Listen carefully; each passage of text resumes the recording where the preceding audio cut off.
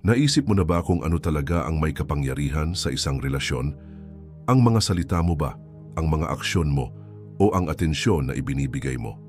Ano ang mangyayari kapag nagdesisyon kang ibalik ang iyong focus, ihiwalay ang sarili mula sa pangangailangan ng pag-apruba at bigyang prioridad ang iyong panloob na kapayapaan kaysa sa lahat ng iba pa?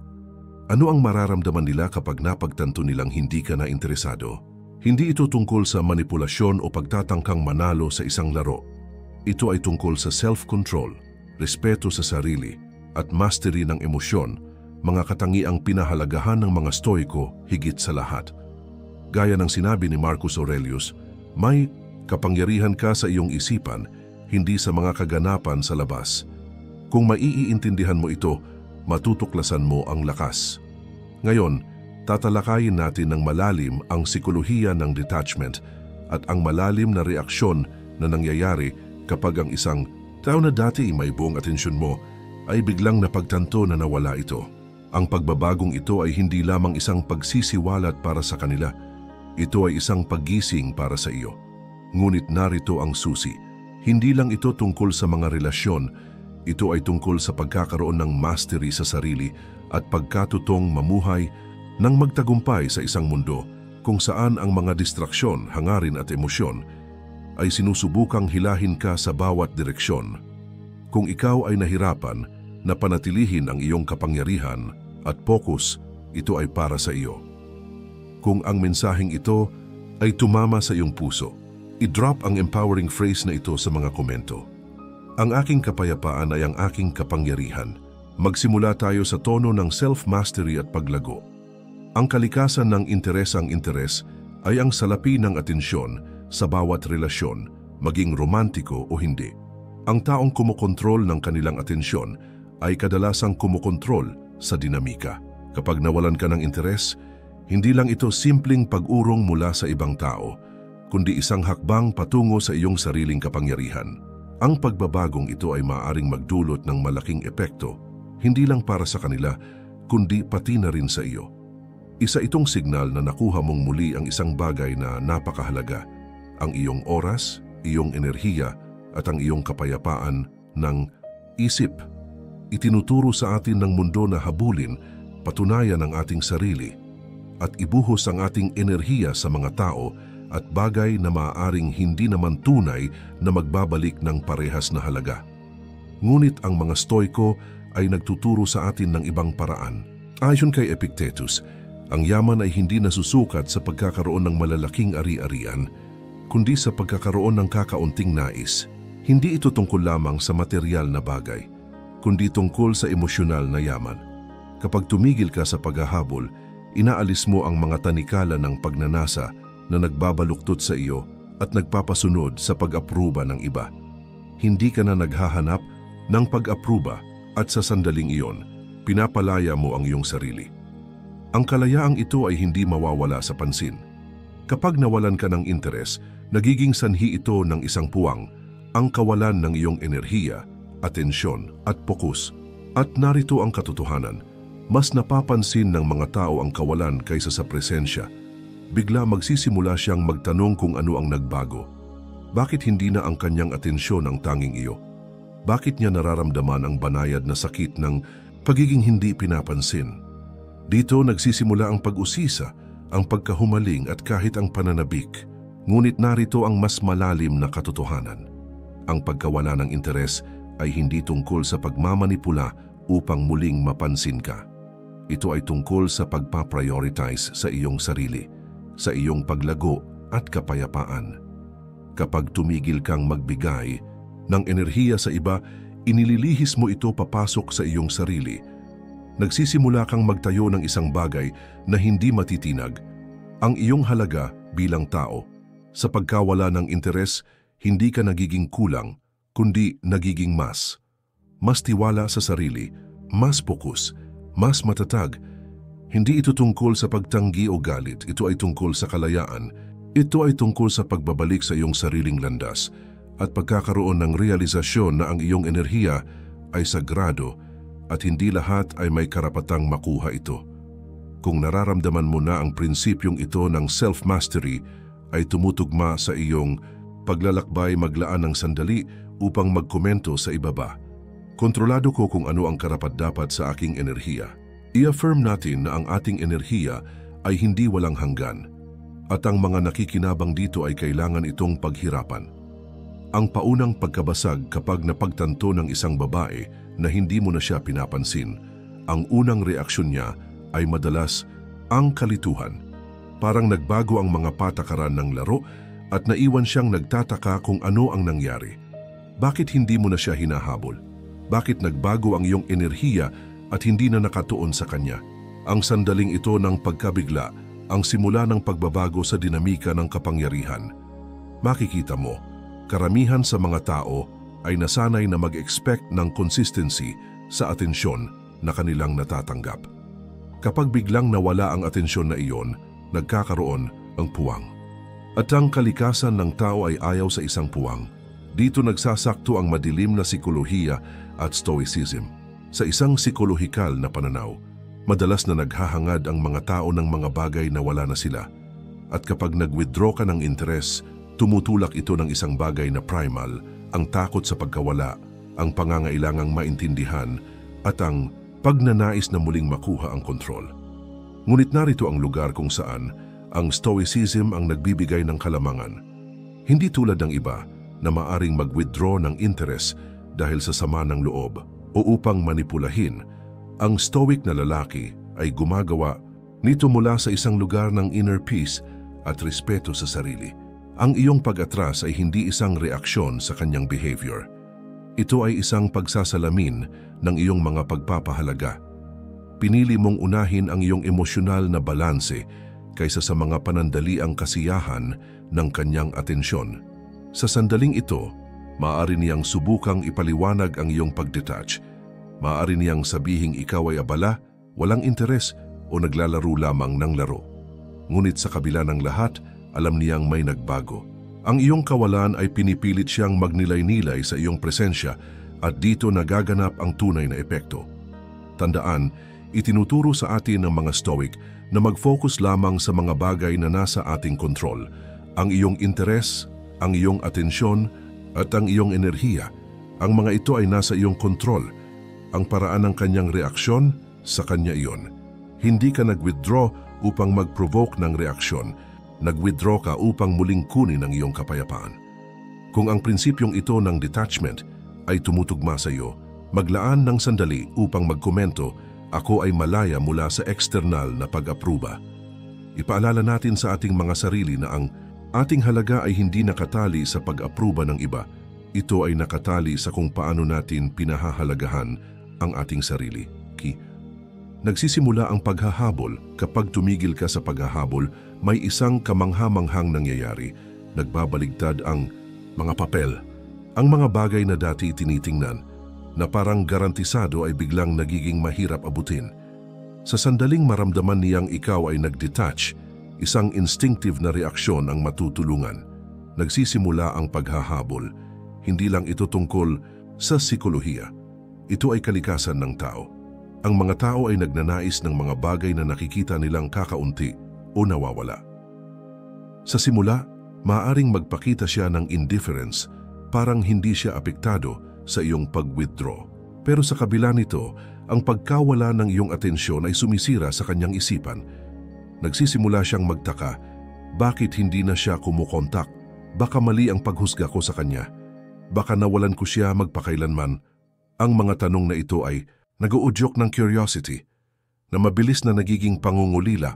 Habang lumalaki ang pangungulila, ganoon din ang paglakas ng kanyang pagsisikap na mabawi ang akala niyang nawala. Ngunit narito ang lugar kung saan ang stoic mindset ang nagbibigay sa iyo ng kalamangan, nananatili kang hindi apektado. Ang paghahabol ay hindi pagkakataon para patunayan ang iyong halaga. Ito ay isang patunay na natagpuan mo na ito sa iyong sarili.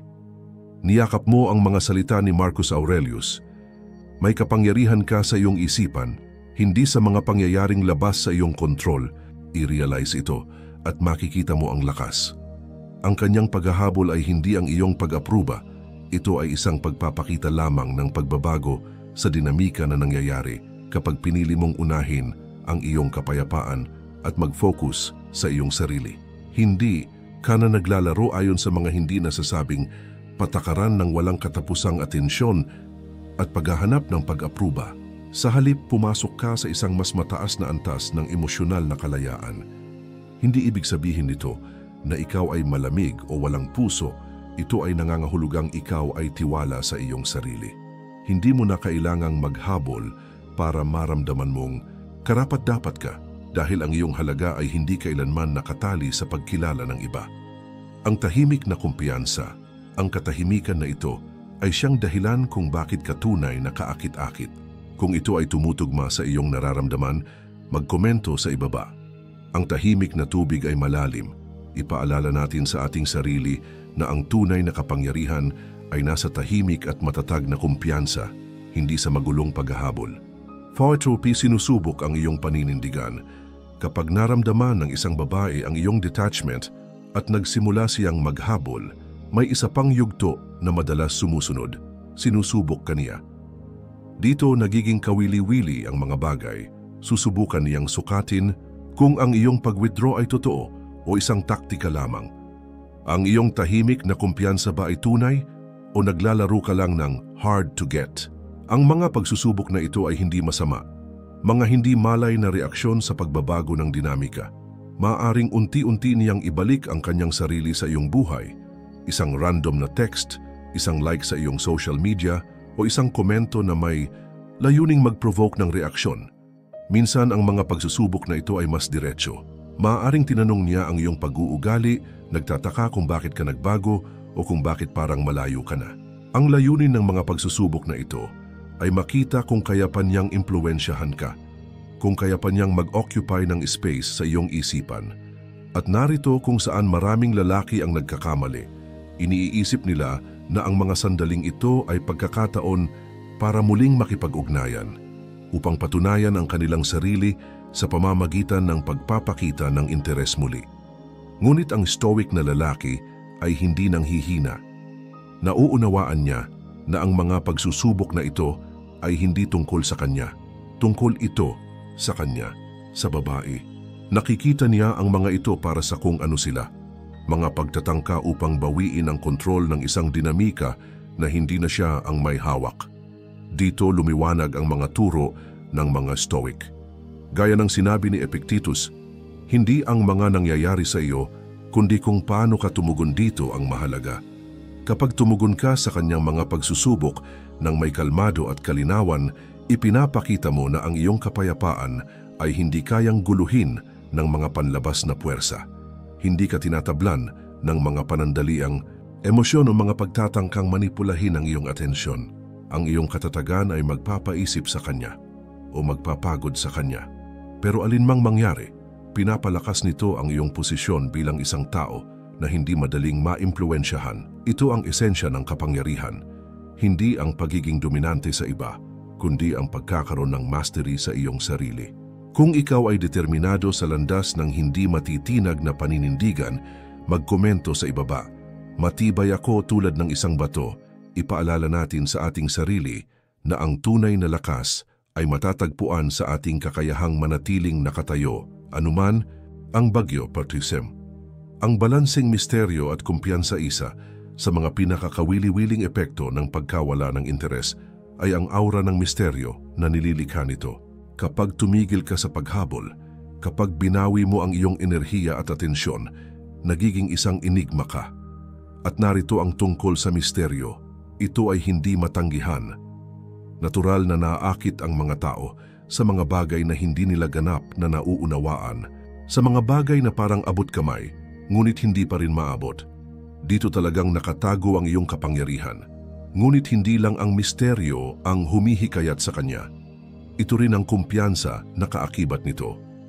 Ang stoic na lalaki ay hindi umatras sa misteryo dahil sa takot o insekuridad. Ginagawa niya ito mula sa respeto sa sarili at tiwala sa sarili.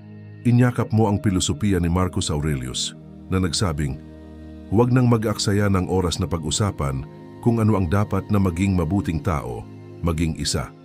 Hindi mo kailangang patunayan ang anuman sa sinuman dahil ang iyong mga aksyon, ang iyong enerhiya at ang iyong kilos ay mas malakas kaysa sa mga salita. Ang balanse ng misteryo at kumpiyansang ito ay magnetic. Magsisimula siyang magtaka ano ang iniisip niya. Bakit hindi siya tumutugon tulad ng ibang tao? Ano ang nagbago sa kanya? Habang mas nagtataka siya, mas tumataas ang kanyang atensyon sa iyo. Nalikha mo ang isang dinamika kung saan ngayon siya ang nag-i-invest ng enerhiya sa pag-unawa sa iyo, hindi ikaw ang nag-i-invest para sa kanya.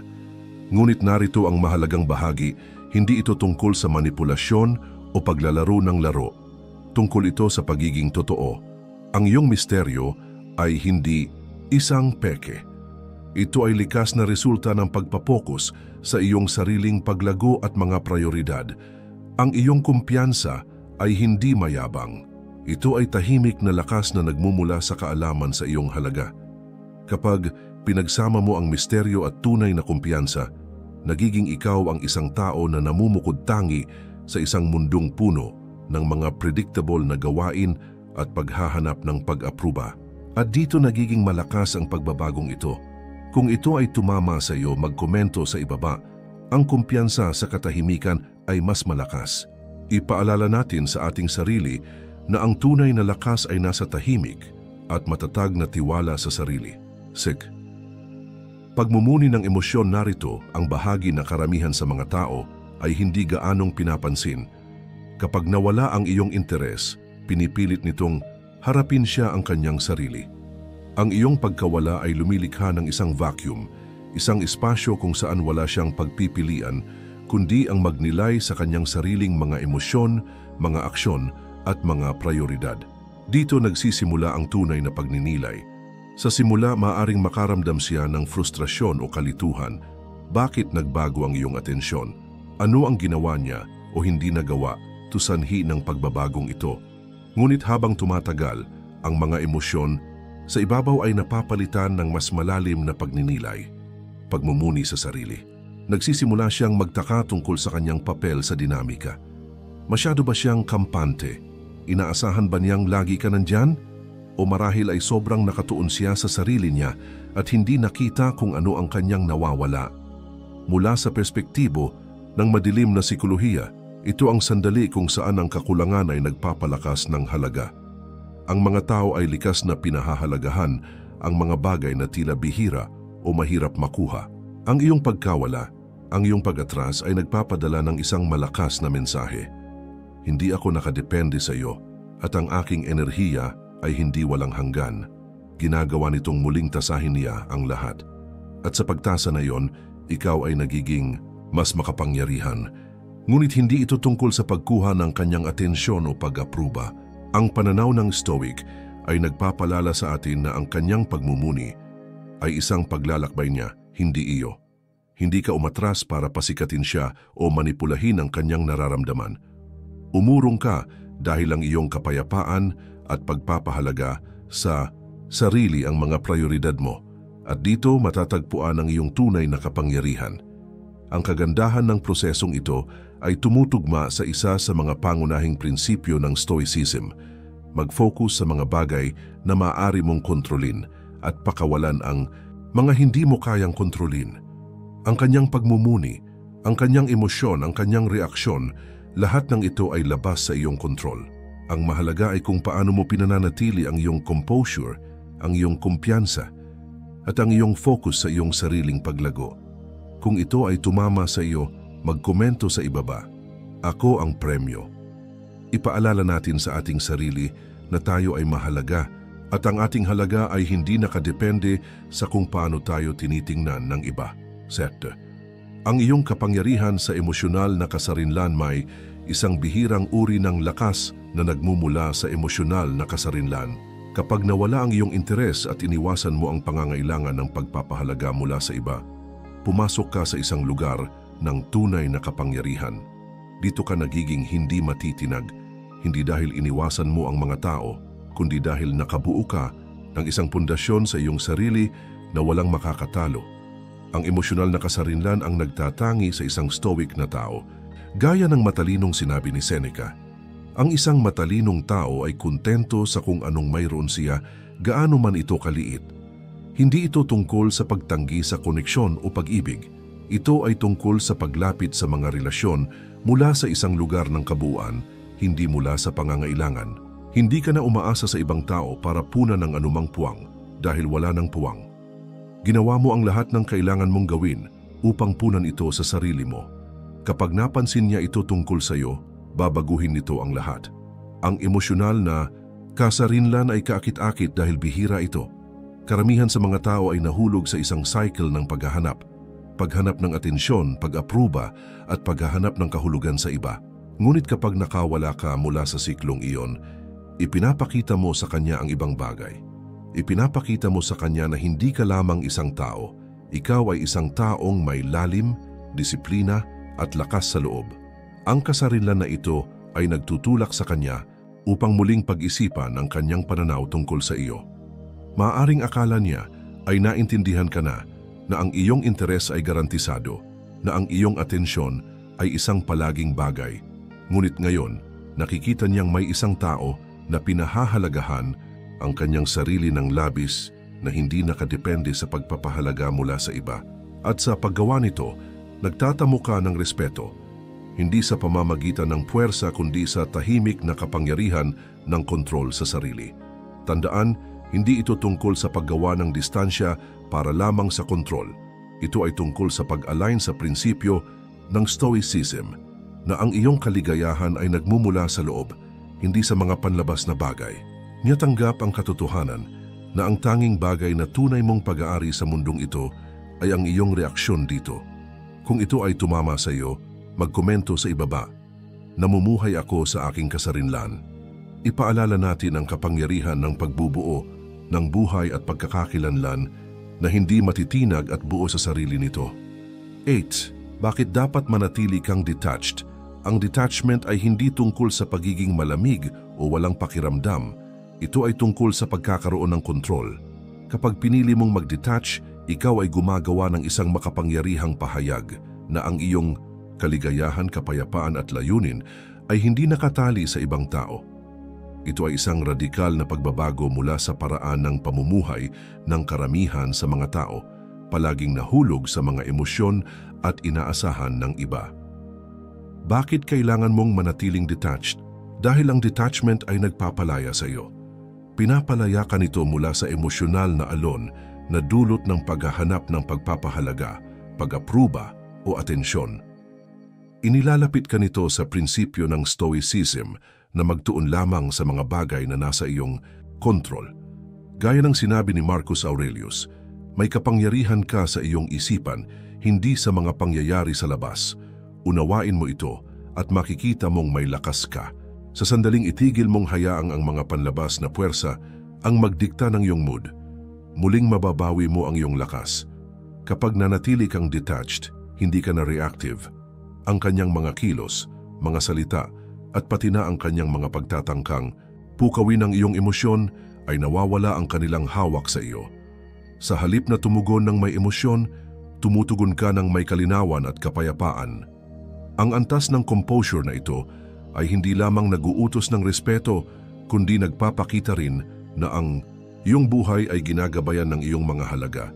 Hindi ng mga panandali ang pakiramdam, ngunit narito ang susi. Ang manatiling detached ay hindi nangangahulugang pagtanggi sa koneksyon. Ito ay nangangahulugang paglapit sa mga relasyon mula sa isang lugar ng kasaganaan, hindi kakulangan. Hindi ka desperadong kumapit sa isang tao dahil mayroon ka ng lahat ng kailangan mo sa sarili mo. Ang mindset na ito ay hindi lamang nagpapataas ng iyong kaakit-akit, kundi nagdudulot din sa iyo ng higit na kasiyahan. At tandaan, ang manatiling detached ay isang panghabang buhay na pagsasanay, hindi isang one-time na aksyon. Ito ay isang mindset na kailangang linangin araw-araw. Kapag nanatili kang nakatuon sa iyong mga layunin, paglago at panloob na kapayapaan, natural mong ipinaprioritize ang mga bagay na tunay na mahalaga at pinapalaya ang mga hindi. Kung ito ay tumama sa iyo, magkomento sa ibaba. Ako ang aking pinakamahusay na pamumuhunan. Ipaalala natin na ang enerhiya na inilalagay natin sa ating sarili ay laging magbabalik ng pinakamataas na ani. 9. Bakit ang detachment ay nag-aakit ng respeto? Kapag pinractice mo ang detachment, may isang kamanghamanghang nangyayari. Nagsisimula kang makaakit ng respeto, hindi lamang atensyon. Ang respeto ay nagmumula sa pagka-realize na ikaw ay isang lalaking kumikilos ayon sa iyong sariling mga termino. Hindi ka kumakapit, hindi ka tumatakbo, at hindi ka umaasa sa panlabas na pagpapahalaga upang maramdaman mong buo ka. Ang ganitong kalayaan ay bihira at ito ay humihingi ng paghanga. Ang mga tao ay natural na naaakit sa mga taong tiwala sa kanilang sarili. Ang detachment ay senyalis ng lakas. Ipinapakita nito na kaya mong magtagumpay, may kasamahan man o wala, sa buhay mo. Nalinang mo na ang isang panloob na mundo na puno at kasiya-siya kaya hindi ka patuloy na naghahanap ng ibang tao upang puna ng isang kakulangan. Sa halip, nilalapitan mo ang mga relasyon mula sa isang lugar ng kasaganaan kung saan ang koneksyon ay isang pagpipilian, hindi isang pangangailangan. Ang respetong ito ay nagmumula rin sa mga hangganan na itinakda mo. Kapag nag-detach ka, hindi tuwirang ipinapahayag mo, pinahahalagahan ko ang aking sarili ng sapat upang hindi tiisin ang mga bagay na hindi umaayon sa aking kapayapaan at layunin. Ang mga hangganang ito ay hindi nagpapalayas ng mga tao. Hinahatak nila ang mga tamang tao palapit. Ang mga nirerespeto ka ay magiging interesado sa iyong tiwala, samantalang ang mga naghangad na samantalahin ka ay makikita na hindi nila ito magagawa. Ngunit narito ang mahalagang bahagi. Ang respeto ay hindi lamang nanggagaling sa iba. Ito ay nagmumula sa loob. Sa pamamagitan ng pag-practice ng detachment, tinuturuan mo ang iyong sarili na respetuhin ang iyong oras, enerhiya at emosyon. Pinapalakas mo ang ideya na ikaw ay karapat-dapat ng kapayapaan at na ang iyong buhay ay hindi tinutukoy ng mga aksyon o opinyon ng iba. Ang respeto, hindi tulad ng atensyon, ay pangmatagalan. Ang atensyon ay maaring dumaan at mawala.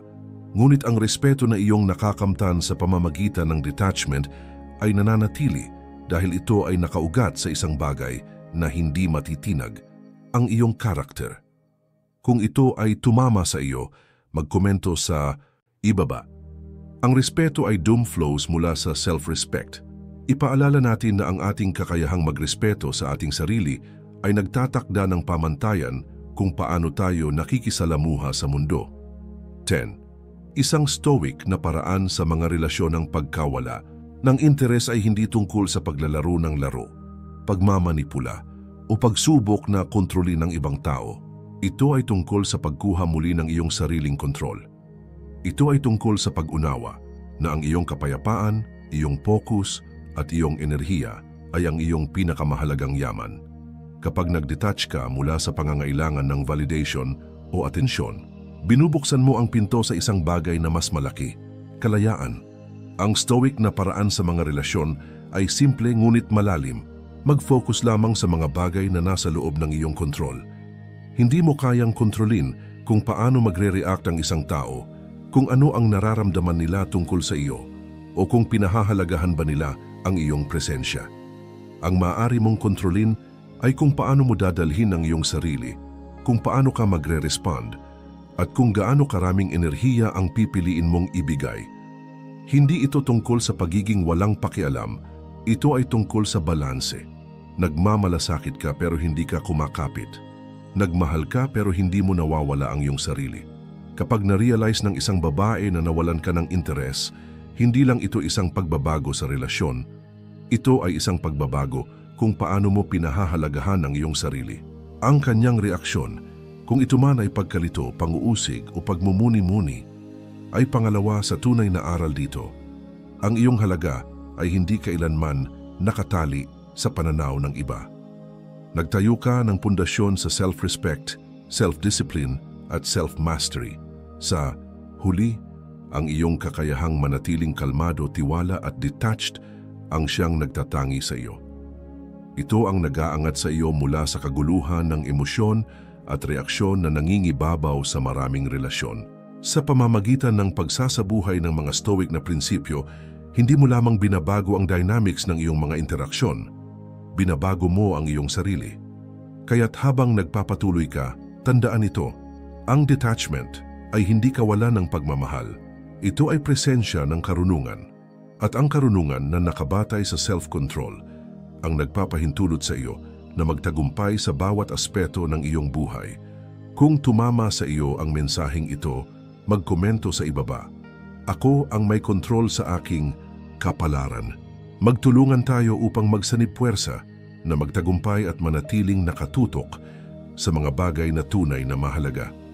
At kung nakakita ka ng halaga sa video na ito, huwag kalimutang i-like, mag-subscribe at i-turn on ang notifications. Nagsisimula dito ang iyong paglalakbay patungo sa pagpapalakas ng iyong sarili at ng iyong mga relasyon sa Marcus Aurelius Tagalog. Hanggang sa susunod, manatiling grounded, manatiling matalino at laging piliin ang kapayapaan.